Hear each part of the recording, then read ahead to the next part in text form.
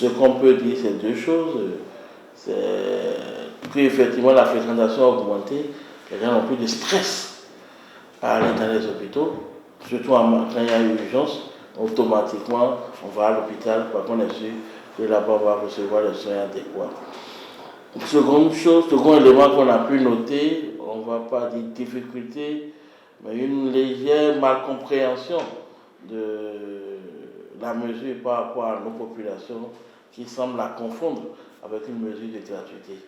Il ne s'agit pas de mesure de gratuité, mais il s'agit d'une étude de célérité dans les soins. Vous avez une urgence vitale, on vous soigne, on lève l'état d'urgence et après vous avez le temps pour faire face aux formalités, dont le paiement. C'est vous-même qui devez payer les soins ou si c'est votre régime d'assurance qui doit y faire face. Donc, il faut qu'on discute avec nos populations pour leur faire comprendre que ce n'est pas une mesure de gratuité, c'est une mesure plutôt de prise en charge des urgences vitales avec un paiement différé. Nous avons mis en place un mécanisme de suivi où chaque jour on monitore dans les hôpitaux. Il y a un forum où il y a les responsables des hôpitaux, il y a les responsables des unités de prise en charge et on fait un monitorage des activités journalières pour voir qu'est-ce qui a marché, qu'est-ce qui n'a pas marché, quelles sont les difficultés.